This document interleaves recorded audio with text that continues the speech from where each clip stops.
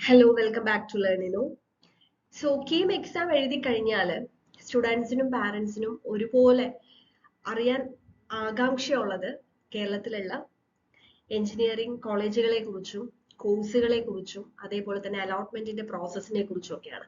അപ്പൊ ഇതിന്റെ complete videos നമ്മൾ നമ്മുടെ ചാനലിൽ കൊടുക്കുന്നുണ്ട്. അപ്പൊ നമ്മൾ കഴിഞ്ഞ വർഷവും കുറേയധികം വീഡിയോസ് ഇട്ടിട്ടുണ്ടായിരുന്നു. അപ്പൊ അതും കുറെ പേര് വ്യൂ ചെയ്യുന്നുണ്ട്. അപ്പൊ അതെല്ലാം അപ്ഡേറ്റഡ് ആയിട്ട് നമ്മൾ ഈ വർഷവും വീണ്ടും വീഡിയോസ് ചെയ്യുന്നുണ്ടാവും. ഓക്കെ, സോ കേരളത്തിലുള്ള എഞ്ചിനീയറിംഗ് കോളേജസിനെ കുറിച്ചുള്ള വീഡിയോ സീരീസ് ആണ് ഇപ്പൊ നമ്മൾ ചെയ്യുന്നത്. അപ്പൊ അതില് ഇന്നത്തെ വീഡിയോയിൽ നമ്മൾ ഗവൺമെന്റ് കോളേജിനെ കുറിച്ചും അതേപോലെ തന്നെ എയ്ഡഡ് കോളേജസിനെ കുറിച്ചുമാണ് പറയുന്നത്. അപ്പൊ നിങ്ങൾ കീം എക്സാം എഴുതി കഴിഞ്ഞാൽ ഇനി നമ്മൾ അടുത്തത് ആദ്യം അറിയേണ്ടത് എന്താണ്, ഏതൊക്കെ കോളേജുകളാണ്, അവിടെ എന്തൊക്കെ കോഴ്സുകൾ ഉണ്ട് എന്നുള്ളതിനെ പറ്റിയാണ്. അപ്പൊ ഫസ്റ്റ് നമുക്ക് എന്തായാലും ടോപ്പ് റാങ്കിൽ വരുന്ന സ്റ്റുഡൻസ് ഫസ്റ്റ് പ്രിഫർ ചെയ്യുന്നത് ഗവൺമെന്റ് കോളേജസും എയ്ഡഡ് കോളേജസും ആയിരിക്കും കൂടുതലും. അപ്പോ ഏറ്റവും നല്ല റാങ്ക് അല്ലെങ്കിൽ നമുക്ക് നല്ല ഒരു റാങ്കിൽ വന്നെങ്കിൽ മാത്രമേ നമുക്ക് ഈ പറഞ്ഞ പോലെ ഗവൺമെന്റ് കോളേജിൽ നമ്മൾ ആഗ്രഹിച്ച കോഴ്സിലേക്ക് നമുക്ക് എത്താനായിട്ട് പറ്റുള്ളൂ. ഓക്കെ, അപ്പോൾ റാങ്ക് വരുന്നത് വരെ നമുക്കത് കാത്തിരിക്കാം. പക്ഷെ എന്നാലും നമുക്ക് ഏതൊക്കെയാണ് കോളേജസ് എന്ന് അറിയാം.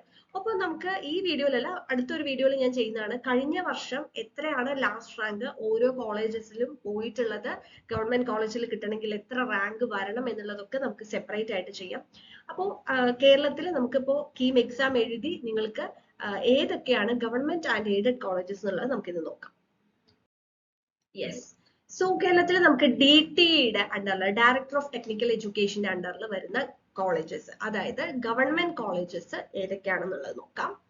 നമുക്ക് 9 ഗവൺമെന്റ് കോളേജസ് ആണ് വരുന്നത്. Government engineering college Painavu Idukki, government engineering college Kozhikode, then Government College of Engineering Kannur, Rajiv Gandhi Institute of Technology Pampadi Kottayam, Government Engineering College Srishnovaram Palakkad, Government Engineering College Thrissur, Government Engineering College Barton Hill Thiruvananthapuram, College of Engineering Thiruvananthapuram, Government Engineering College Mananthavadi Wayanad.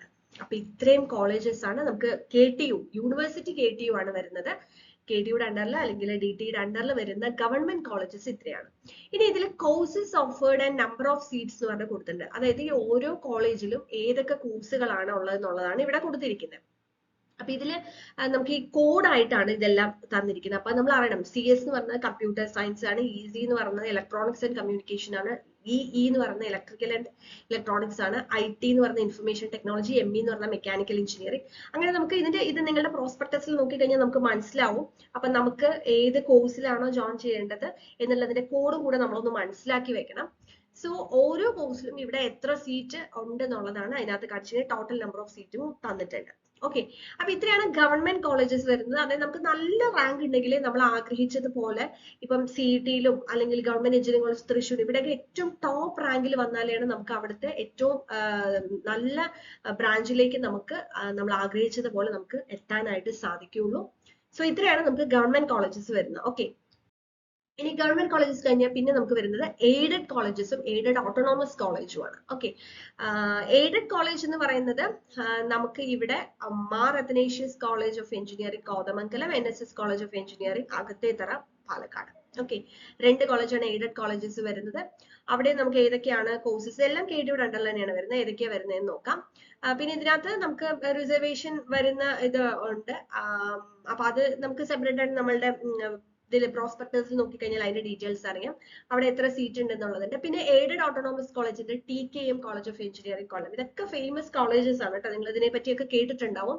അവിടെ 920 seats വരുന്നുണ്ട്. അതായത് CE CHL CS CEC-യിലൊക്കെ രണ്ട് batch വെച്ചിട്ടാണ് അത് വരുന്നത്. 120 seat എന്ന് പറഞ്ഞു കഴിഞ്ഞാൽ രണ്ട് ബാച്ച് ഉണ്ടാവും ക്ലാസ്സുകൾ. ഓക്കെ, അപ്പൊ അത്രയധികം സീറ്റ് വരുന്നുണ്ട് TKM കോളേജ് ഓഫ് എഞ്ചിനീയറിംഗ് കൊല്ലം.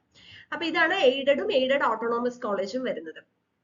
അപ്പോ ഈ കോളേജസിലേക്കൊക്കെ ഞാൻ ആദ്യം പറഞ്ഞതുപോലെ തന്നെ ഏറ്റവും ബെസ്റ്റ് റാങ്ക് വന്നാൽ നമുക്ക് ലാസ്റ്റ് റാങ്ക് ഡീറ്റെയിൽസിന്റെ വീഡിയോ ഞാൻ ചെയ്യുമ്പോൾ നമുക്ക് അറിയാൻ പറ്റും കഴിഞ്ഞ വർഷം എത്ര റാങ്ക് വരെയാണ് ഓരോന്നിലും. അത് ചിലപ്പോൾ ഫസ്റ്റ് അലോട്ട്മെന്റിൽ ആയിരിക്കണമെന്നില്ല, ഫസ്റ്റ് അലോട്ട്മെന്റിലും സെക്കൻഡ് അലോട്ട്മെന്റും അത് കഴിഞ്ഞിട്ടുള്ള അലോട്ട്മെന്റ്സും ഒക്കെ കഴിഞ്ഞിട്ട് വരുന്ന റാങ്ക് ആയിരിക്കും നമുക്ക് ഓരോന്ന് അറിയാനായിട്ട് പറ്റും. അപ്പൊ അതെന്തായാലും എക്സാം ഒക്കെ കഴിഞ്ഞ് നിങ്ങൾക്ക് റാങ്ക് ലിസ്റ്റ് ഒക്കെ വന്നതിന് ശേഷം നമുക്ക് അതിന്റെ ഒരു അനാലിസിസിലേക്കൊക്കെ പോകേണ്ട കാര്യമുള്ളൂ. അപ്പൊ ഇപ്പം നമ്മൾ കോളേജിനെ പറ്റി അറിഞ്ഞു. ഇനി ഞാൻ അടുത്ത വീഡിയോയിൽ നമ്മളുടെ കോസ്റ്റ് ഷെയറിംഗ് എഞ്ചിനീയറിംഗ് കോളേജസിനെ കുറിച്ച് പറയാം. പിന്നത്തെ ഒരു വീഡിയോയിൽ സെൽഫ് ഫിനാൻസിംഗ് എഞ്ചിനീയറിംഗ് കോളേജസും അതുപോലെ നമ്മൾ ഓരോ കോളേജസ് തിരഞ്ഞെടുക്കുമ്പോൾ ശ്രദ്ധിക്കേണ്ട കാര്യങ്ങൾ അതിനെക്കുറിച്ചൊക്കെ ഡീറ്റെയിൽഡ് ആയിട്ടുള്ള വീഡിയോ ചെയ്യാം. പിന്നെ ഇപ്പൊ തന്നെ നിങ്ങൾക്ക് കുറച്ചു പേർക്കെങ്കിലും അവരുടെ മനസ്സിൽ ഇന്ന ബ്രാഞ്ചിലേക്ക് പോകണം എന്ന ആഗ്രഹം ഓൾറെഡി ഉള്ളവരുണ്ടാവും, ഏത് ബ്രാഞ്ച് ചൂസ് ചെയ്യണം എന്ന് അറിയാത്തവരുണ്ടാവും. അപ്പൊ അങ്ങനെയുള്ളവർക്ക് ബ്രാഞ്ചുകളെ കുറിച്ചും ഏത് ബ്രാഞ്ച് എടുത്താലാണ് കൂടുതൽ സാധ്യത, ഓരോ ബ്രാഞ്ചും എടുത്തു കഴിഞ്ഞാലുള്ള ഓപ്പർച്യൂണിറ്റീസ് എന്തൊക്കെയാണെന്നുള്ള വീഡിയോസ് ഒക്കെ നമ്മൾ ചെയ്യുന്നുണ്ടാവും. അപ്പൊ നമ്മുടെ ചാനൽ സബ്സ്ക്രൈബ് ചെയ്തിട്ടില്ലെങ്കിൽ ഇപ്പൊ തന്നെ സബ്സ്ക്രൈബ് ചെയ്യുക. നിങ്ങളുടെ അഡ്മിഷൻ എത്തുന്നത് വരെയുള്ള കംപ്ലീറ്റ് അപ്ഡേറ്റ്സ് നമ്മൾ ഈ ചാനലിലുണ്ട്. ഇനി നിങ്ങൾ ഇത് കഴിഞ്ഞ് നിങ്ങൾ ബിടെക്കിന് ജോയിൻ ചെയ്താലും ലേണിനോട് സപ്പോർട്ട് ഉണ്ട്. നമുക്ക് ലേണിനോ ബിടെക്കിന് വേണ്ടി സെപ്പറേറ്റ് ചാനലുണ്ട്. അപ്പൊ ആ ഒരു ചാനലും കൂടി നിങ്ങൾ സബ്സ്ക്രൈബ് ചെയ്യുകയാണെങ്കിൽ ഇത് കഴിഞ്ഞ് നിങ്ങൾ ബിടെക് ജോയിൻ ചെയ്തിട്ടുള്ള അപ്ഡേറ്റ്സും നിങ്ങൾക്ക് കിട്ടും. Okay, so thank you.